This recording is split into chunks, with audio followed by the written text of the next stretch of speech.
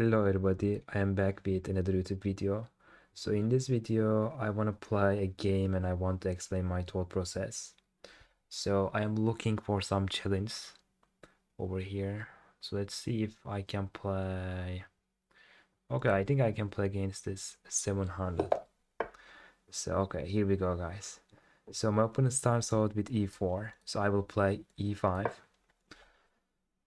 And let's see how it will, let's see how it goes. And in this video guys, like I would like to explain pretty much any move I will make. So yeah, I will recommend it to watch until the end. So my opponent play knight f3. This is obviously the most common move here. So he is attacking my pawn. I will defend it.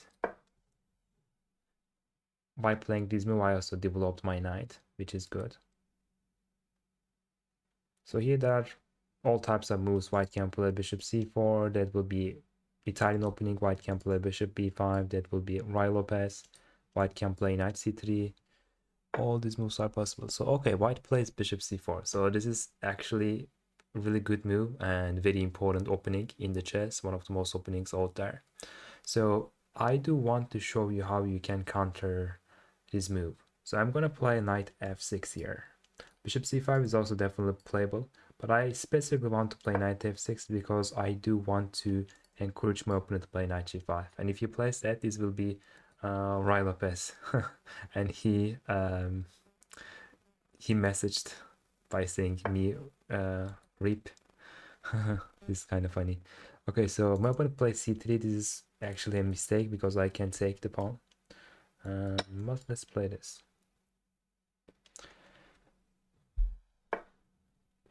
Okay, my opponent plays pawn d4.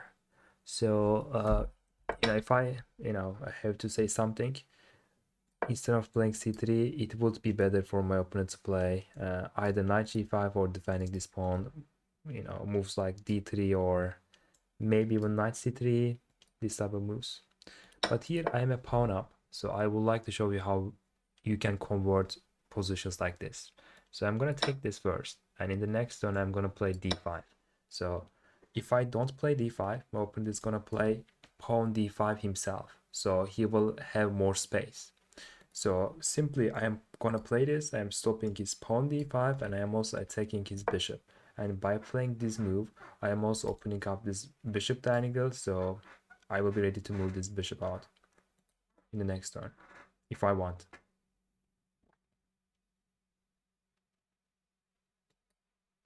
So this bishop has to move, this bishop can go here, this bishop can go back. Oh, okay, so queen goes here, interesting. This is an interesting move. The idea is if I take this bishop, the queen takes the knight and it will be check. I might go for this, but I think this will be kind of unnecessary. So what I'm gonna do is I'm going to block this file so I can prepare castle, and this looks good. I could also play bishop b4. So bishop b4, knight d2, castle. Actually, this might be better. Let's go for this active move. So this is a more active move than playing passive bishop e7. Okay, he plays bishop d2. Oh, by the way, oh, did I say knight d2? I mean, I didn't mean to. Of course, I cannot play after bishop b4. If I place knight d2 or bishop d2, I cannot take this way because of the pin. But after bishop d2 now, I can take this. He takes, and I can castle. Or if I want, I can just castle too. But guys, here I am seeing a little trick. If I take this, he takes, I do castle. He takes my knight, I take this, rook takes, so queen takes, and then rook e8, he will be pinning the queen. So if you watched my latest video, you should remember this trick. Yeah, so I think I will go for this. He will take with the knight, so I will castle. Okay, this is all expected moves. If the knight takes, I will take this way. And if the queen takes, rook e8. And this will pin the queen. Okay, and if the queen takes, this is pinning the queen, but unfortunately white has this move. Like I was about to talk about this. Like unfortunately, this is not like guaranteeing to win the queen. But let's think here. I thought after this knight e5, I thought I could play knight d4, but I missed bishop f7, so this is very unfortunate. So if I do play rook e8, knight goes here, knight has to block, and then unfortunately if I do this, bishop takes this, and this will be forking my king and the rook. So I cannot exactly do that. Let's play this anyway. So let's see if he will be able to find this. This is obviously the only move, and he finds it. So the threat is bishop takes the pawn. So I cannot really play this, unfortunately. But what I can do is I can take this, and after the pawn takes, I can play queen g5, and then I will be hitting this pawn 2 times. This also looks good. This bishop e6 takes. Then he castles. I take this. I don't know. I think this will be better. So pawn has to take, obviously, and then I will play queen g5. I will attack this pawn. Yes, and then I'm gonna play queen g5.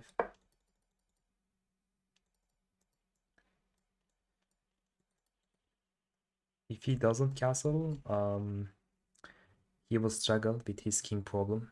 He will struggle with his king safety. So probably the best move for white here would be like acknowledge the fact that this pawn is gone, and then going for castle.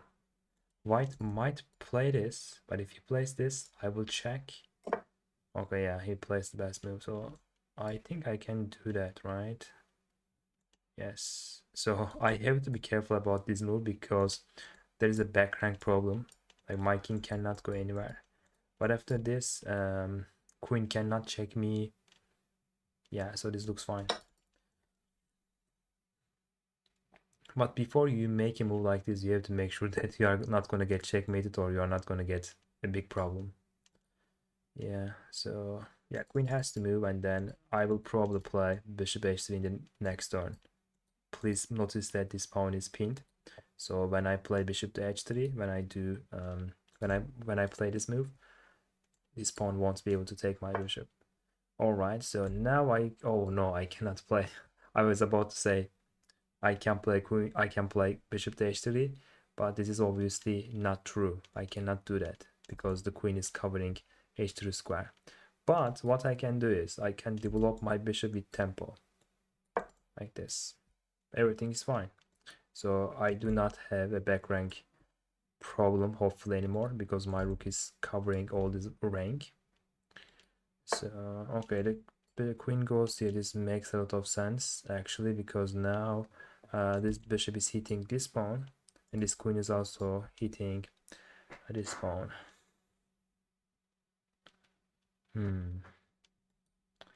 Probably I will play bishop g6, then queen takes this. Yeah, this moment is kinda critic.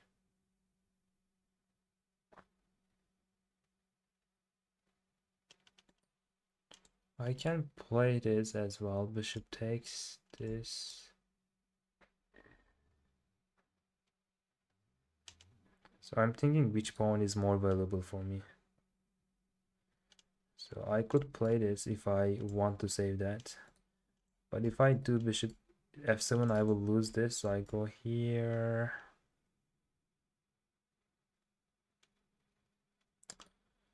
If I play bishop g6 or if I play a move like this, queen takes this. So I'm gonna go here. Queen takes this. I'm gonna play this. Okay, let's go for this. I'm not sure if this is the best move, but let's try. I like my taking chances over here, so I am okay to lose this pawn. I will play rook e8, I will double up, and then I will be having clans like this or this, etc. But actually, I don't think my opponent played that bad so far, at least. And I am down a lot of time, so probably I should play a little bit quicker.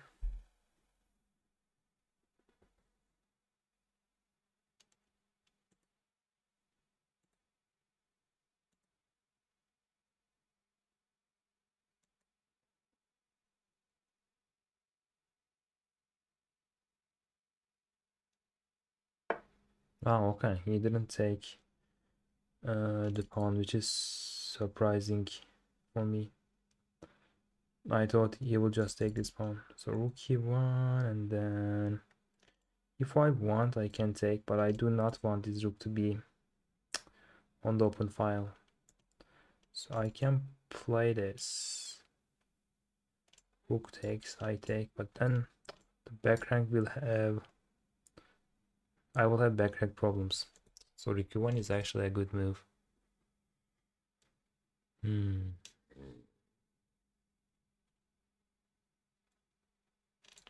But I can, no, I cannot play this, and then f3. So bishop f4, f3, rook g5. This doesn't work. Oh, okay, I think I will play this, and then bishop e4, takes, bishop d5. Yeah, I think I will go for this. So if he takes my pawn, I can play bishop e5. So bishop e4. And this will fork the queen, and then I will have checkmate threat, so my opponent will have to sacrifice. But he takes this, I take. I hope he plays this. Yes, okay. He made a very big blunder. So now I can play bishop e4, and this is forking the queen, and this comes with checkmate threat. So the game is over now. Yeah. But until that point, my opponent played quite well, I would say, especially considering he is only like 743. So I should give credit to him.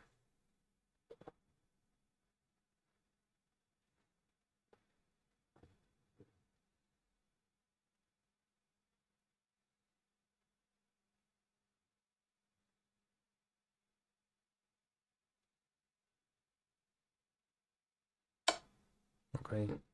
Nice try, but oh, actually, you know what? Bishop f7. Ooh, so now if I do that, I won't have checkmate threat anymore. And if I do that, the queen takes this. So, I see. Like he saved himself actually. Wow, another good catch by my opponent. I thought the game was over, but it is not. Yeah, the game is not over. So I think I will take this way. Then queen takes the a7 pawn. Oh, this, yeah. So I have to do this, and queen takes this. Wow, this is really interesting. For a second, I thought the game was already over. I missed his move. It's still obviously like I'm in a better shape, but yeah, the game goes on. Queen b3, then yeah, I can just exchange the pieces, and this is an easy win now.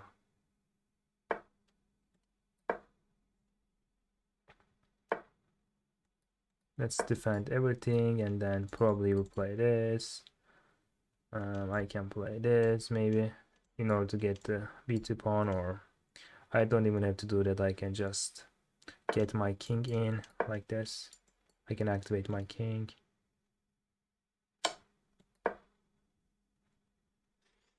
But it is really interesting that bishop f7, you know, saved the game. I mean, of course, still white is losing.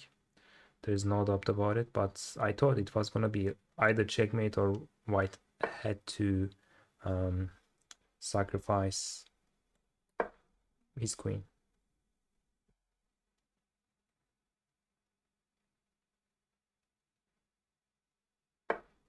Okay, now it's a blunder.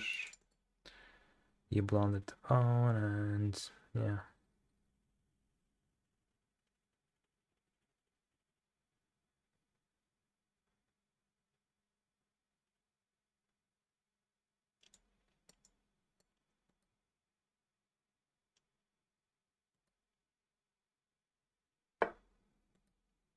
Okay, nice try.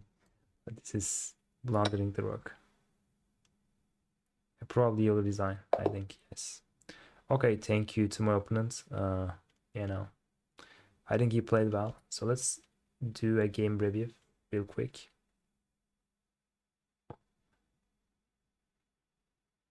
I played with 85.7 accuracy. Let's quickly check the game.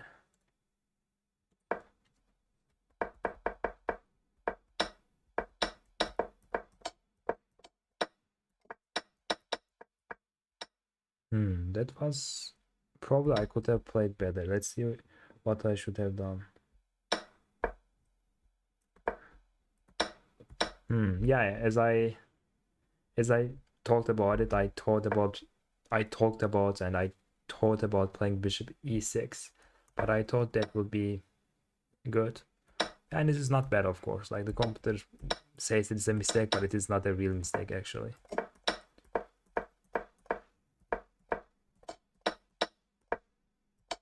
Yeah, so bishop f7 is the only move here. This is really interesting. Because if the queen, for example, takes my pawn, it is checkmate, obviously. You know, other than that, like this also doesn't work because I will just checkmate. Bishop d5 doesn't work either. All moves are checkmate.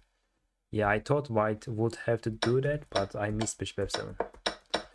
And the rest was an easy win. Okay guys, so thank you so much for watching, and please don't forget to like and subscribe to the channel. See you in the next video. Bye.